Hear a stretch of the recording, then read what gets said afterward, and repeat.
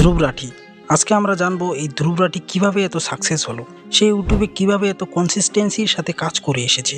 তো ভিডিওটা না টেনে লাস্ট পর্যন্ত দেখো, তাহলেই বুঝতে পারবে। ধ্রুব রাঠি আজ থেকে প্রায় 10 বছর আগে তার প্রথম ভিডিও আপলোড করে। একটা ওয়াটার পার্কে মজা করতে করতে সে 2 মাস থেকে এডিটিং করে নিজেকে সাহস দেখিয়ে সে ফাইনালি ভিডিও আপলোড করে। জুন 2014 0 সাবস্ক্রাইব আর 0 ভিউসের সাথে শুরু হয় তার ইউটিউব জার্নি। আজ তার চ্যানেলে 20 মিলিয়ন সাবস্ক্রাইব আর 2.5 বিলিয়ন ভিউস। এই 10 বছরে তার জীবন পুরোপুরি বদলে যায়। এই প্ল্যাটফর্ম তাকে অনেক কিছু দেয়, দেশ বিদেশে ঘুরতে যাওয়া, নিজের পারপাসকে খুঁজে পাওয়া, ফাইন্যান্সিয়াল স্টেবিলিটি পাওয়া। আজ সে যত কিছু অ্যাচিভ করতে পেরেছে সব এই 10 বছরের ইউটিউব ক্যারিয়ারে। কিন্তু সবার মনে এই একটা প্রশ্ন, সে এসব করলো কিভাবে, সে ইউটিউবে কিভাবে সাকসেস হলো। আজকে আমি এই ধ্রুব রাঠির সাকসেস হওয়ার 5টা সিক্রেট বলবো, যা তুমি ফলো করলে তোমার লাইফ চেঞ্জ হয়ে যাবে, তুমিও নাম্বার 1-এ পৌঁছাতে পারবে। Rules number 1, uniqueness. এখানে তোমাকে ইউনিক কিছু করতে হবে। এখানে তুমি এমন রেসে দৌড়াবে যেখানে তোমার মতো 10 জন তোমার থেকে 1 কিলোমিটার আগে দৌড়াচ্ছে।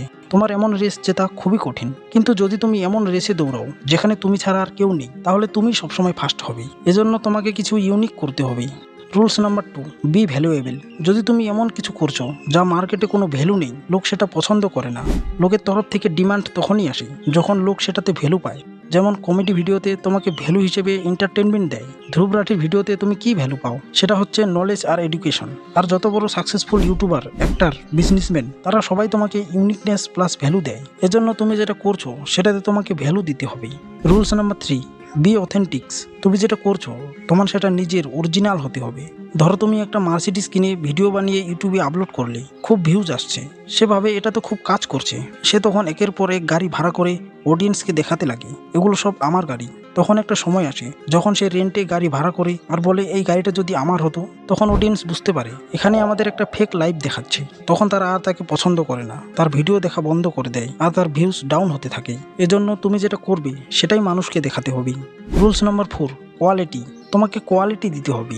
যদি তুমি দোকানে কোনো প্রোডাক্ট কেনো, তো তুমি সেটা হাতে নিলেই বুঝতে পারবে যে জিনিসটার কোয়ালিটি কীরকম। ইউটিউবে একটা ভিডিও 20 থেকে 30 সেকেন্ড দেখলেই বোঝা যায় ভিডিওটার কোয়ালিটি কীরকম, সে তোমাকে ভ্যালু দিচ্ছে কি না। যদি ভিডিওর কোয়ালিটি ভালো হয় তাহলে ভিডিওটা দেখবে, আর যদি কোয়ালিটি ভালো না হয় তাহলে সে দেখবে না।